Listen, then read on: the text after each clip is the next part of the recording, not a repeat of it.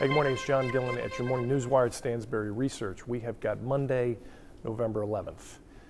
No, we don't. We've actually got Monday, November 12th.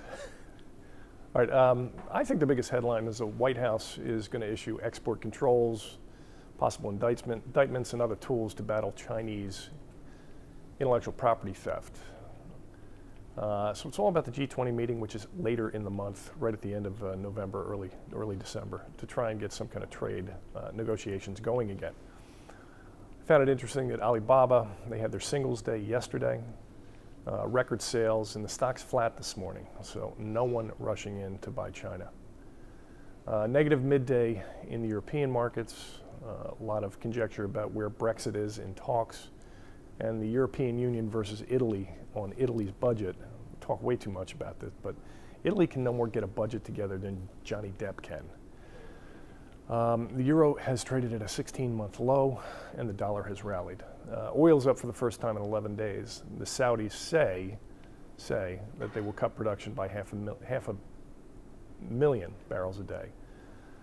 The oil sell has been much more to do with Iran and Iran sanctions, and we're going to discuss that on our MarketCast podcast later today. Deals, a couple big deals. SAP, software company, is buying a company called Qualtrics for $8 billion. That's 20 times revenues. I think Qualtrics is a lot like SurveyMonkey, and Qualtrics had been a private company that was all teed up to go public. And that's going to be very difficult for the investment bankers who've done all the work.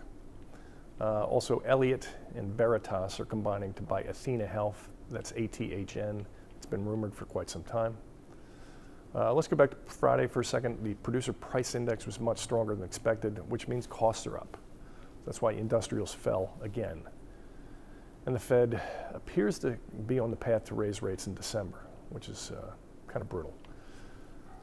Skyworks, SWKS, said that high-end smartphone volumes were down regarding their projections for the next quarter. That's the same thing that Apple had said, and that really put a thump on all big cap tech. I mean, that's the holiday quarter. I don't know about you, but chances of anybody in my family getting a $1,000 phone, not a chance.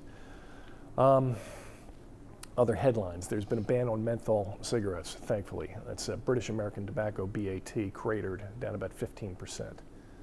And in Florida, the recount for the governor's race and for Senate race, that's just a lot of uncertainty that breeds contempt. Markets don't like that.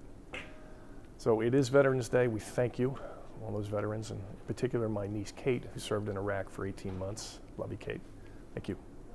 Hey, if you're enjoying these videos, don't forget to press that like button. Comment down below, and if you're new here, don't forget to subscribe, please. And remember to click that bell to be sure you don't miss out on our newest updates. Thanks a lot.